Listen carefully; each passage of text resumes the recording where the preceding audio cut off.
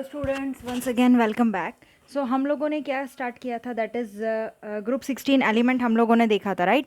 तो group 16 elements में मैंने आप लोगों को 4-5 नेम बताए थे। जैसे हमने ग्रुप 15 देखा था वैसे ही आपको वो सारे नेम आपको लर्न रखने हैं। क्लियर हो गई बात।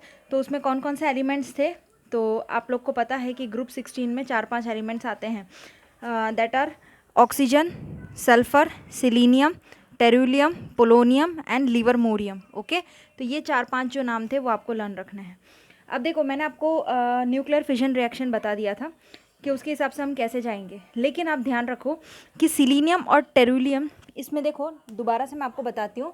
सेरिलियम था हमारे पास, टेरुलियम था, सिरीलियम है, टेरुलियम है, ऑक्सीजन है। ये सारे नाम जब बताए थे तो उसमें सिरीलियम और tellurium are also found as metal selenides. इनको हम जनरली क्या बोलेंगे, मेटल सेलेनाइड्स कहते हैं, मेटल सेलेनाइड्स। ठीक है, ओके। मेटल सेलेनाइड्स क्यों बोला जाता है, यानी एक टाइप से मेटल की तरह यूज़ किया जाता है। एंड टेल्यूराइड्स को हम क्या बोलते हैं, सल्फाइड का ओर कहते हैं। ये जो है हमारा, इसको हम कहेंगे व्हाट, सल्फाइड का ओर, यानी इसमें सल्फाइड प्रेजेंट होता है, सल्फाइड ओर प्रेजेंट होता है, इस वजह से इसको कहा जाता है। Polonium occur in nature as a decay, यानी कि पोलोनियम जो होता है, याद रखो कि पोलोनियम जो था that is radio active element है। तो पोलोनियम एक रेडियो एक्टिव एलिमेंट है, इस वजह से इसका जो प्रोडक्ट आता है वो आता है that is what, thorium and uranium. मैंने आपको बताया था कि जब भी इसका रेडियो एक्टिव एलिमेंट है तो आप न्यूट्रॉन को बम्बार्ड करोगे यूरेनियम पे, तो वो किस में डिस्ट्रीब्यूट होगा, वो थोरियम और या आप पोलोनियम ले लो, तो पोलोनियम पे हम क्या करेंगे, न्यूट्रॉन को बम्बार्ड करेंगे तो थोरियम और यूरेनियम आएगा। बेसिकली यूरेनियम जल्दी इंडिया में नहीं मिलता, सो हम बाहर से परचेज करते हैं, अदर कंट्री से। क्लियर, क्योंकि यूरेनियम एक ऐसी क्वांटिटी है जो हमें लेना ही पड़ेगा to conduct an electricity. Okay, अब उसके बाद आता है यूरेनियम हो चुका है, फिर आता है livermorium, is a synthetic radio active element. एक टाइप का लिवरमोनियम है, वो भी याद रखो। Livermorium is a radioactive element. कैसा है, रेडियो एक्टिव एलिमेंट है। ओके, तो 1 मार्क में पूछे तो आप बता सकते हो। उसके बाद जिसका सिंबल आपको ध्यान रखना है, LV होता है। ओके, और उसका एटॉमिक नंबर याद रखो 1116 होता है, याद रखो। और उसका मास जो होता है वो एटॉमिक मास 292 होता है। इस वे में आप लोगों को ये सारे एलिमेंट्स देखने हैं। अब इसके बाद इसका इलेक्ट्रॉनिक कॉन्फ़िगरेशन क्या होगा, तो इलेक्ट्रॉनिक कॉन्फ़िगरेशन के लिए रेडियो एक्टिव एलिमेंट है, that means F block elements. तो इलेक्ट्रॉनिक कॉन्फ़िगरेशन जो आएगा वो कुछ इस हिसाब से आएगा, जिसमें आप पहले तो हम याद करते हैं, पहले हमें Rn लगाना पड़ेगा, रेडियम, और उसके बाद फिर हम लोग को क्या करना पड़ेगा, इसमें 5th of F element that is 14 6d10, और उसके बाद 7s2 7p4। दैट मीन्स कि ये वाला जो इलेक्ट्रॉनिक कॉन्फ़िगरेशन बनेगा रेडियो एक्टिव एलिमेंट का, वो F ब्लॉक एलिमेंट में आता है। यानी कि F के क्या होते हैं, 1 to 14 एलिमेंट्स होते हैं, तो F 14 तक जाएगा। D यानी F में आप 14 इलेक्ट्रॉन्स को फिल करा सकते हो मैक्सिमम, D में आप 10 इलेक्ट्रॉन को फिल करा सकते हो, S में 2, P में आपके पास 3, और एक एक्चुअल में क्या होता है कि 2 अनपेयर्ड इलेक्ट्रॉन इसमें प्रेजेंट होते हैं। ऐसे तो 6 हो सकता है, लेकिन 2 अनपेयर्ड इलेक्ट्रॉन इसमें प्रेजेंट होते हैं इन केस ऑफ व्हाट, लिवरमोरियम के इलेक्ट्रॉनिक कॉन्फ़िगरेशन से। तो इस टाइप में आप इसको दे सकते हो, इलेक्ट्रॉनिक कॉन्फ़िगरेशन पूछे तो आपको याद करना है। अब it has been produce only in very small amount, छोटे अमाउंट में प्रोड्यूस किया जाता है, very short half life time के लिए। ठीक है, तो ये आपको इसमें लिवरमोरियम के लिए याद रखना है। फिर देखो, except for livermorium important atomic and physical property आपको अदर ग्रुप 16 एलिमेंट्स के आपको देखने को मिलेगा, जिसमें सबसे पहला आता है दैट इज़ इलेक्ट्रॉनिक कॉन्फ़िगरेशन। अब हमारा मेन टॉपिक चालू होता है, that is what, group 16 element का इलेक्ट्रॉनिक कॉन्फ़िगरेशन। ओके, जो कि एग्जाम में पूछा जाता है। इलेक्ट्रॉनिक कॉन्फ़िगरेशन देखो, ग्रुप 16 का क्या होगा, 6 इलेक्ट्रॉन होते हैं उनके आउटर मोस्ट शेल में। कितने होते हैं, 6 इलेक्ट्रॉन्स होते हैं।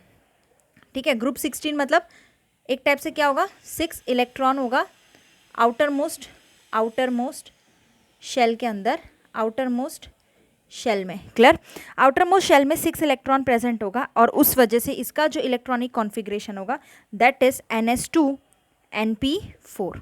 क्लियर, यानी ये 4 और ये 2 मिलके 6, यानी टोटल क्या होता है, NS2Np4 इसका जनरल इलेक्ट्रॉनिक कॉन्फ़िगरेशन ग्रुप 16 का होगा। पहला पॉइंट कवर होता है। सेकेंड पॉइंट देखो, atomic and ionic radii, atomic and ionic radii.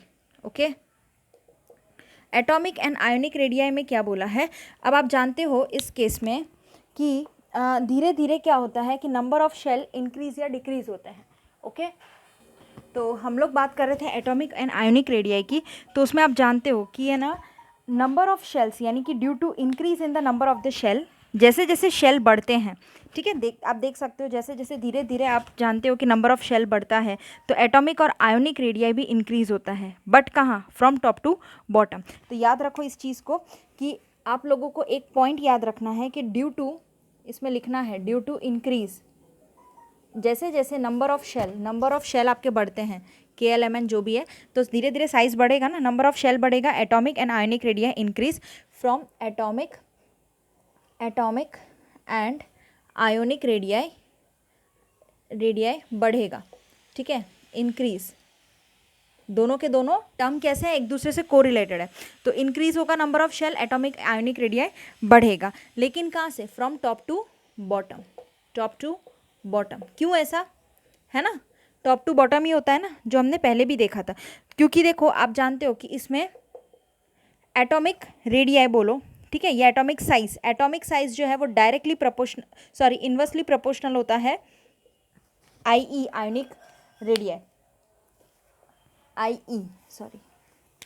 Ionic radii IR। Okay, अब इसका मतलब ये हुआ कि आप समझ सकते हो एटॉमिक स्फीयर है, एटॉमिक रेडियस है, एटॉमिक शेल है, इसको कुछ भी बोल सकते हैं हम लोग। एटॉमिक शेल आयोनिक रेडियस से इन्वर्सली प्रोपोर्शनल होगा, जैसे जैसे दोनों ही बढ़ेंगे।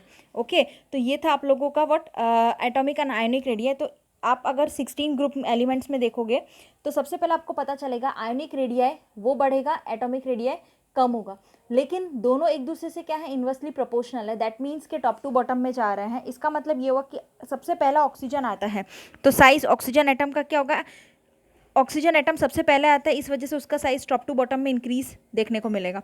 और वो क्या आता है, एक्चुअल में एक्सेप्शनली बहुत ही ज़्यादा छोटा होता है साइज में। अगर आप टॉप टू बॉटम देखोगे, क्लियर, तो पहले ऑक्सीजन आता है, फिर जो हमने अलग अलग ग्रुप देखे, सेलेनियम देखा, टेरुलियम देखा, पोलोनियम देखा, इन सारे एलिमेंट्स में आपको पता चलेगा कि जो ऑक्सीजन एटम है उसका साइज एक्सेप्शनली थोड़ा सा टॉप टू बॉटम में कम होगा। क्लियर ना, है ना, क्योंकि क्या है, दोनों इन्वर्सली प्रोपोर्शनल है। ओके, सो ये आपको पता चल गया है, that is atomic and ionic radii. इसके बाद आता है that is what ionisation enthalpy. तो चलिए देखते हैं आयोनाइजेशन एंथैल्पी।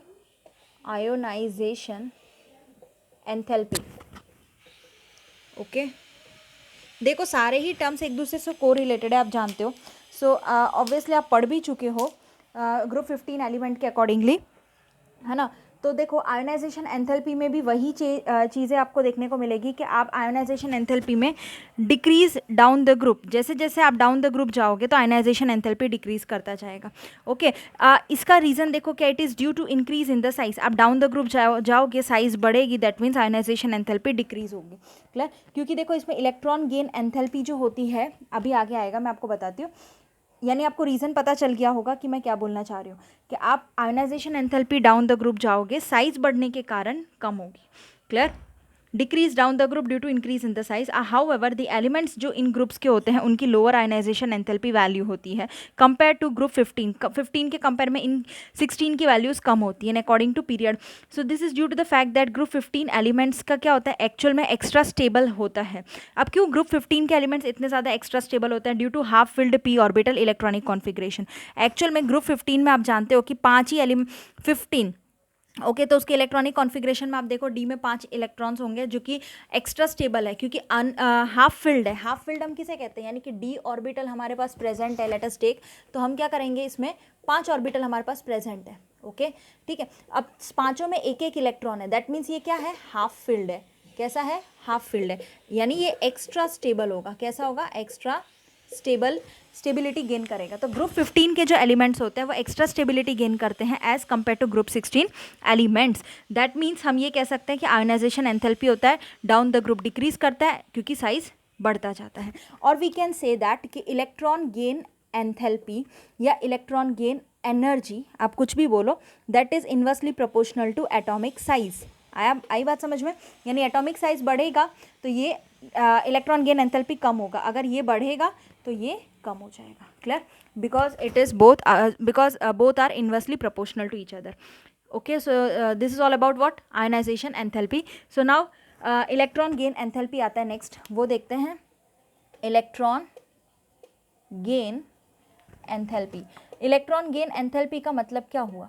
दैट मीन्स कहीं ना कहीं इलेक्ट्रॉन का लेना, ठीक है, या कोई ना कोई सबसे ज़्यादा इलेक्ट्रोनेगेटिव एटम होता है, जैसे कि फ्लोरीन है हमारे पास, तो हम कह सकते हैं कि फ्लोरीन है, ऑक्सीजन है, फ्लोरीन है, दोनों में से अगर हम जैसे जैसे अलॉन्ग द पीरियड जाते हैं तो कौन सा ज़्यादा इलेक्ट्रोनेगेटिव होगा, उसके बेसिस पे हम देखेंगे। तो देखो, आप ऑक्सीजन का एटम का नेचर जानते हो, क्योंकि अगर मैं ऑक्सीजन और फ्लोरीन को कंपेयर करूँ तो सबसे ज़्यादा इलेक्ट्रोनेगेटिव कौन होगा? That is fluorine. क्लियर? लेकिन इसमें क्या बोला है कि अगर हम ऑक्सीजन एटम के नेचर की बात करें तो that is it is less electron gain enthalpy than sulphur. Oxygen जो है उसकी इलेक्ट्रॉन गेन एंथैल्पी सल्फर के कंपैरिजन में कम होती है। क्यों? क्योंकि देखो, ऑक्सीजन की जो इलेक्ट्रॉन गेन एंथैल्पी है वो सल्फर के कंपैरिजन में कम हो जाएगी। अब ऐसा क्यों? इसका रीज़न ये है कि देखो, आप समझ सकते हो कि sulphur onwards the value gain become less negative up to polonium. Actual में आप पीरियोडिक टेबल में देखोगे तो आपको पता चलेगा सल्फर जो है ना, उसकी जो वैल्यू होती है थोड़ी बहुत कैसी होती है, कम होती है। Up to what? पोलोनियम तक आप जाओगे तो धीरे धीरे आपको कम देखने को मिलेगी सल्फर की वैल्यू, बिकॉज क्या है, वो सल्फर कहाँ प्रेजेंट है? During the down the group. ठीक है, तो इस वजह से क्या होता है कि ऑक्सीजन के कंपैरिजन में सल्फर की वैल्यू लेस नेगेटिव होती है, वो भी कौन सी? इलेक्ट्रॉन गेन एंथैल्पी की प्रोसेस में। आई बात समझ में? तो ये थे इलेक्ट्रॉन गेन एंथैल्पी का पूरा प्रोसेस। अब इसके बाद आता है that is what? Electronegativity. Electronegativity, so basically आप इसमें कंपेयर करके देख सकते हो कि पीरियोडिक टेबल के हिसाब से, अगर आपको ना समझ में आए तो पूछ सकते हो कि इसकी वैल्यू क्यों, बिकॉज हम लेते हैं कि लेस नेगेटिव है, इलेक्ट्रॉन गेन करने की क्षमता थोड़ी कम है सल्फर के accordingly, because sulphur it's also contain a lone pair of electrons. Oxygen में भी आता है lone pair of electrons, but फिर भी उसकी जो वैल्यू ऑनवर्ड्स क्या होती है? बिकम थोड़ी थोड़ी लेस होती है पोलोनियम तक, ऐसा हम कह सकते हैं। और ऑक्सीजन इस वजह से क्या होता है? थोड़ा लेस नेगेटिव कहलाएगा। अब उसके बाद आता है इलेक्ट्रोनेगेटिविटी। तो आप समझ सकते हो इलेक्ट्रोनेगेटिविटी किसका होता है? तो next to fluorine, oxygen has the highest electronegative value amongst the element. सबसे देखो, यानी अगर आप फ्लोरीन की बात करो, ऑक्सीजन की बात करो, तो फ्लोरीन ज़्यादा इलेक्ट्रोनेगेटिव है, लेकिन उससे पहले ऑक्सीजन आता है, उससे पहले आपको ऑक्सीजन देखने को मिलता है। दैट मीन्स कि नेक्स्ट टू फ्लोरीन अगर आप देखोगे, next to fluorine, okay, fluorine की बात करूँ तो पूरे पीरियोडिक टेबल में ऑक्सीजन जो आएगा हाईएस्ट, यानी कि oxygen is the highest electronegative element.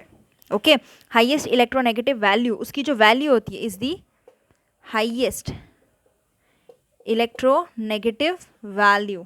Clear? Among the elements, तो उसमें सबसे हाईएस्ट होगा, क्योंकि आप जानते हो कि ग्रुप विद इन ग्रुप के अकॉर्डिंगली अगर हम चले तो इलेक्ट्रोनेगेटिविटी क्या होती है? डिक्रीज होती है with an increase in the atomic number. यानी आप विद इन ग्रुप जाओगे, ओके, आप ये बात समझ लो कि आप जैसे जैसे आप धीरे धीरे ग्रुप में आगे बढ़ रहे हो। क्लियर? तो आपको पता है कि विद इन ग्रुप जाने की वजह से क्या होगा कि इलेक्ट्रोनेगेटिविटी धीरे धीरे कम होती जाएगी। क्यों? क्योंकि क्या हो रहा है? एटॉमिक साइज, एटॉमिक नंबर बढ़ता है, इलेक्ट्रोनेगेटिविटी डिक्रीज हो जाएगी with the increase in the atomic number. Clear हो गई बात? है ना? एटॉमिक नंबर बढ़ रहा है, ऑक्सीजन के बाद फ्लोरीन आ रहा है, फ्लोरीन के बाद नियॉन आ रहा है, ऐसे ऐसे बढ़ता जा रहा है। इस वजह से एटॉमिक नंबर बढ़ता जा रहा है, इलेक्ट्रोनेगेटिविटी डिक्रीज होती जा रही है। आई बात समझ में? Okay, so this implies that, इसका मतलब ये metallic character increase from oxygen to polonium. तो अगर मैं मेटेलिक कैरेक्टर की बात करूँ तो उसमें आ जाएगा मेटेलिक कैरेक्टर जो है वो ऑक्सीजन टू पोलोनियम कैसा होगा? वो इंक्रीज हो जाएगा। क्लियर? तो ये था आपका ऑल अबाउट व्हाट? इलेक्ट्रोनेगेटिविटी। अब इसके बाद एग्जांपल देख लेते हैं 7.10, जो कि आप लोगों के पूछे जाते हैं। नाउ आप देख सकते हो एग्जांपल 7.10 क्या बोलते हैं। 7.10 में आप देख सकते हो कि सबसे पहला क्वेश्चन क्या है कि एलिमेंट जो ग्रुप 16 का होता है generally show lower value of first ionization enthalpy compare to the corresponding period of the group 15। ऐसा क्यों? वाई? रीज़न देना है। तो आपको पता चल गया है। अब विद इन आगे आपने देख लिया कि एक्स्ट्रा स्टेबल है कौन, half filled P orbital, electronic configuration of group 15। Group 15 का आपको पता है कि ग्रुप 15 में इलेक्ट्रॉनिक कॉन्फ़िगरेशन क्या आता था, क्लियर ना। तो देखो एक्स्ट्रा स्टेबिलिटी गेन करने की वजह से ही क्या होता है, और वैसे भी हाफ फिल्ड है, क्या था आपका ग्रुप 15 का, याद करो इलेक्ट्रॉनिक कॉन्फ़िगरेशन, तो NH2 NP3 था। ओके, तो 3 मतलब 3 इलेक्ट्रॉन प्रेजेंट है पी ऑर्बिटल में, तो तीनों इलेक्ट्रॉन पी ऑर्बिटल में प्रेजेंट है, इस वजह से एक्स्ट्रा स्टेबिलिटी गेन कर रहा है वो, क्लियर ना। तो ये चीज़ आपको ध्यान रखनी है कि एक्स्ट्रा स्टेबल है half filled P orbital electronic configuration of group 15 element, तो larger amount of energy is required to remove the electrons compare to the group 16 element. Obviously सही बात है कि आप लोगों को ये चीज़ देखनी है कि ज़्यादा स्टेबल होगा तो आपको एनर्जी भी ज़्यादा लगानी पड़ेगी। ओके, तो इसका आप रीज़न क्या दोगे कि आप रीज़न दे दोगे कि due to extra stability of group 15 element. तो आपको यही बात ध्यान रखनी है कि क्वेश्चन में पूछा है कि कंपेयर बताना है कि एलिमेंट ग्रुप 16 का lower value of ionization enthalpy क्यों शो करता है कंपेयर टू ग्रुप 15। तो उसका यही रीज़न है कि 15 एलिमेंट का एक्स्ट्रा स्टेबिलिटी होती है as compare to 16। Therefore we can say that कि लार्जर अमाउंट की ज़रूरत पड़ेगी एनर्जी, तो larger amount of energy required to remove an electrons, ठीक है। इलेक्ट्रॉन को रिमूव कराने के लिए ज़्यादा एनर्जी की ज़रूरत पड़ेगी compare to group 16 element. Clear हो गई बात। तो चलिए अब हमारा आगे बढ़ते हैं। फिजिकल प्रॉपर्टी तुम्हारे आने वाला नहीं है, सो उसको हम स्किप करते हैं। केमिकल प्रॉपर्टी देख लेते हैं, केमिकल प्रॉपर्टीज़। ओके, चलिए देखते हैं केमिकल प्रॉपर्टीज़ में क्या बोला है। केमिकल प्रॉपर्टीज़ में सबसे पहले ऑक्सीडेशन स्टेट और ट्रेंड्स क्या क्या होते हैं केमिकल रिएक्टिविटी के, उस हिसाब से हम देखेंगे। तो सबसे पहला देखो कि एलिमेंट जो ग्रुप 16 के होते हैं वो number of variable oxidation states show करते हैं, जो कि आपको टेबल 7.6 में आपको मिल ही जाएगा। जो हमने ग्रुप 15 में देखा था ना, oxygen, sulphur, selenium, tellurium, polonium, atomic number given है पहला, तो 7.6 टेबल देखोगे उसका मास भी गिवन है, इलेक्ट्रॉनिक कॉन्फ़िगरेशन भी गिवन है। आप कॉन्फ़िगरेशन में देखो कि इसमें SP, किसी में आपको DB देखने को मिलेगा, और पोलोनियम, ये सारे रेडियो एक्टिव एलिमेंट्स है, तो उसमें F ब्लॉक एलिमेंट्स की भी FB इलेक्ट्रॉनिक कॉन्फ़िगरेशन में देखने मिलेगा।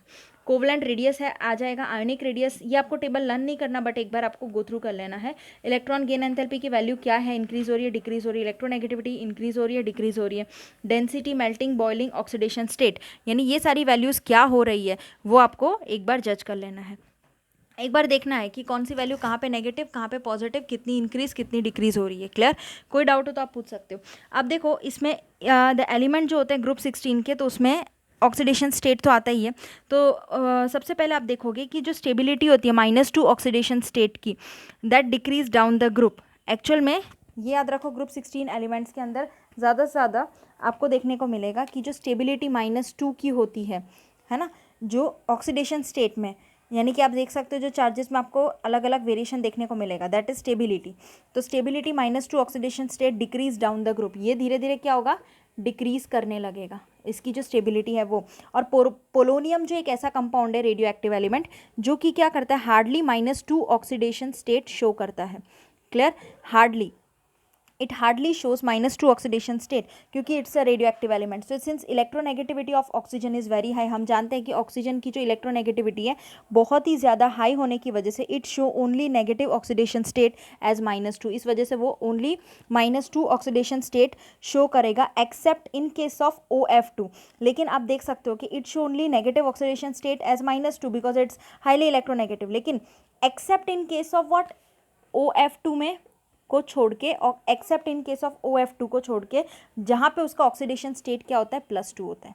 मतलब हर एक केस में आप समझ जाओ कि ऑक्सीजन इलेक्ट्रोनेगेटिव ज़्यादा है, इस वजह से वो -2 नेगेटिव ऑक्सीडेशन स्टेट कैरी करेगा। लेकिन OF2 को छोड़ दो, आप उसको रहने दो, क्योंकि वो ऑक्सीजन फ्लोरीन के साथ कनेक्टेड है बेटे। यहाँ पे ऑक्सीजन भी हाईली इलेक्ट्रोनेगेटिव है, फ्लोरीन भी इलेक्ट्रोनेगेटिव में देखने को मिलता है।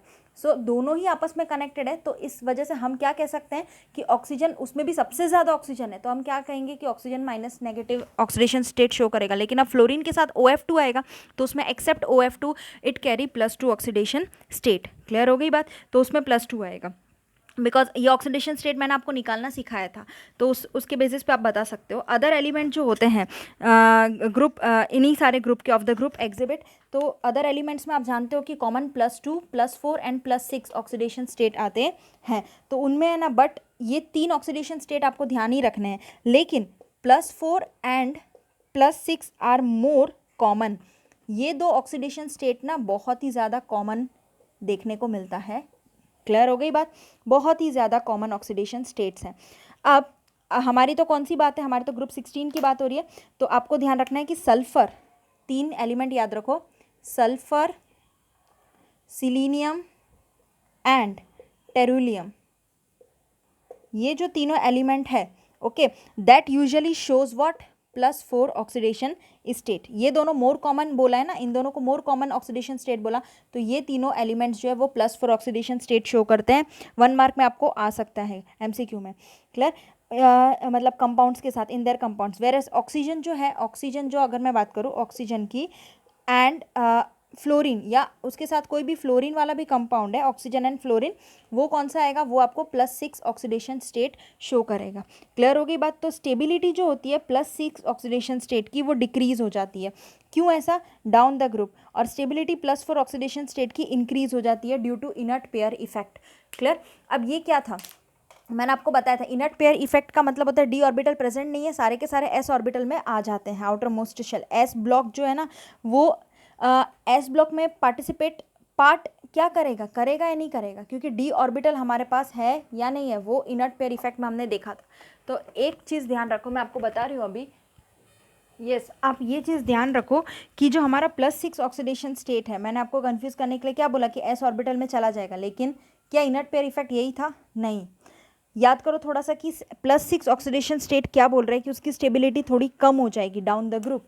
ठीक है, ये आपको पता है कि इसकी जो स्टेबिलिटी होती है वो डाउन द ग्रुप क्या होगी, डिक्रीज होगी, स्टेबिलिटी डिक्रीजेस। ओके, क्योंकि क्या होगा, एटॉमिक साइज बढ़ता रहता है, नंबर ऑफ शेल बढ़ते हैं। ओके, तो डाउन द ग्रुप क्या होगा, डिक्रीज होगा, लेकिन जो +4 की जो स्टेबिलिटी है वो इंक्रीज होगी। क्यों? +4 की जो स्टेबिलिटी है वो क्या होगी, इंक्रीज होगी। ओके, अब ये ऐसा है due to what, inert pair effect. Inert pair effect याद रखो, इनर्ट पेयर इफेक्ट क्या था, जिसमें एस ब्लॉक पार्ट ही नहीं करेगा। याद आया कि नहीं आया? एस ब्लॉक एलिमेंट जो है वो पार्टिसिपेट ही नहीं करेगा। एस ब्लॉक मतलब कि 1s2 वाले जितने भी है वो पार्टिसिपेट नहीं करेंगे, डू नॉट पार्टिसिपेट। अब वो पार्टिसिपेट नहीं करेगा, क्लियर हो गई बात?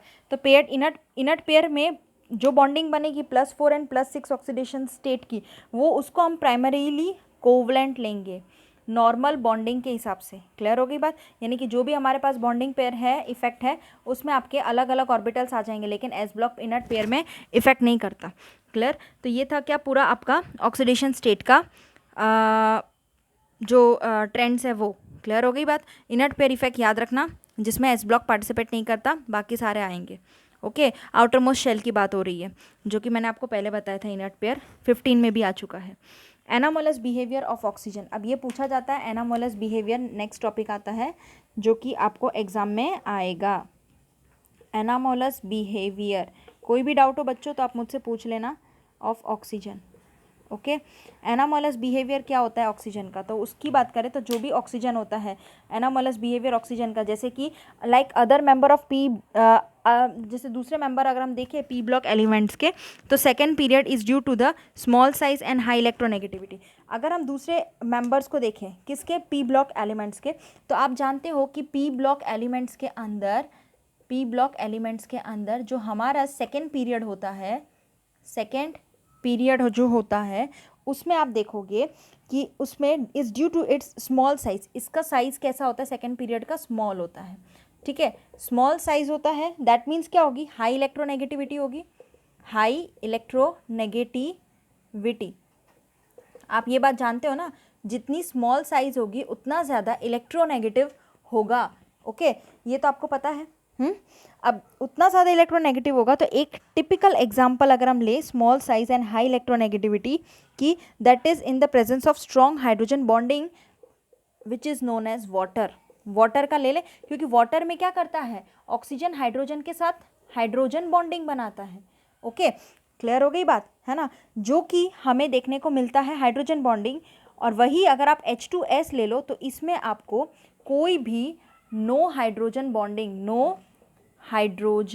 बॉन्डिंग देखने को मिलेगा, क्योंकि सल्फर इतना ज़्यादा इलेक्ट्रोनेगेटिव नहीं है। क्लियर, तो यहाँ पे आपको कोई भी हाइड्रोजन बॉन्डिंग देखने को नहीं मिलेगा। इस वजह से क्या बोला गया है कि एक टिपिकल अगर एग्जांपल लूँ स्मॉल साइज और हाई इलेक्ट्रोनेगेटिविटी की, that is the presence of what, strong hydrogen bonding. So इसमें आपको स्ट्रॉन्ग OH में स्ट्रॉन्ग हाइड्रोजन बॉन्डिंग देखने को मिलेगी, जिसको तोड़ना भी बहुत ज़्यादा मुश्किल है। Okay, so which is not found in H2S, sulphur के साथ वो आपको हाइड्रोजन बॉन्डिंग देखने को नहीं मिलेगा, क्योंकि सल्फर इतना ज़्यादा नहीं है as compare to oxygen. Okay, now आप देखो कि जो भी डी ऑर्बिटल, जो the absence of D orbital in oxygen के अंदर, that's limits its covalency to 4, यानी कि ऑक्सीजन के अंदर जो एब्सेंस हो रहा है डी ऑर्बिटल का, है ना, ये जो एब्सेंस हो रहा है, प्रेजेंट नहीं है, यानी एब्सेंस ऑफ डी ऑर्बिटल, ठीक है, जो ये एब्सेंस है डी ऑर्बिटल किसमें, ऑक्सीजन के अंदर, वो उसकी कोवलेंसी बताता है। देखो कोवलेंसी ऑक्सीजन में आपको 4 देखने को मिलेगी। ओके, इसकी maximum, that is what, D orbital के अंदर maximum covalency 4, that is for oxygen. And in practice आप देखो तो रेयरली आपको 2 और एक्सीड करना पड़ेगा, यानी कि 4 तो आपको ऑक्सीजन में कितना चाहिए, 6 चाहिए ना, तो 4 तो है ही, लेकिन इसमें +2 और ऐड कर दो एक्सीड करके, तब जाके हमें 6 मिल जाएगा। और ऑन दी अदर हैंड हम ये कह सकते हैं कि in case of other elements of the group, दूसरे एलिमेंट्स ग्रुप की बात करूँ तो उसमें valence shell that can be expanded and covalence exceed 4। दूसरे शेल की बात करूँ तो उसमें पता है क्या होता है कि वैलेंस शेल जो होता है हमारा सबसे लास्ट वाला शेल, वैलेंस शेल एक्सपांड कर सकते हैं हम उसको, इट कैन बी एक्सपांडेड, यानी कि थोड़ा और बढ़ा के हम क्या कर सकते हैं, उसकी कोवलेंसी जो है, कोवलेंसी है ना, कि कहाँ तक जा सकते हैं, एक्सीड करा सकते हैं हम उसको +4 तक। याद रखना ये चीज़, +4 तक हम मैक्सिमम बढ़ा सकते हैं, क्योंकि हमारे पास क्या है, plus P block elements, S के बाद पी ब्लॉक एलिमेंट्स आ सकते हैं। सो +4 तक हम उसकी कोवलेंसी तो को हम लेके जा सकते हैं। क्लियर हो गई बात, तो ये उसकी कोवलेंसी की बात हुई थी। इसके बाद आप देखोगे तो हमारे पास, जैसे हमने ग्रुप 15 के अंदर रिएक्टिविटीज़ पढ़ी थी, with hydrogen, reactivity with oxygen, reactivity towards halogen, ये सारी रिएक्टिविटी पढ़ी थी ना हम लोगों ने, उसी के जैसे ही रिएक्टिविटी हम ग्रुप 16 एलिमेंट्स में भी देखने वाले हैं। क्लियर हो गई बात, तो वो हम रिएक्टिविटी नेक्स्ट वीडियो में देखेंगे। तब तक के लिए आपको कोई भी प्रॉब्लम हो इस चैप्टर रिलेटेड, आई मीन ये टॉपिक रिलेटेड, तो आप मुझसे पूछ सकते हो। Thank you so much students.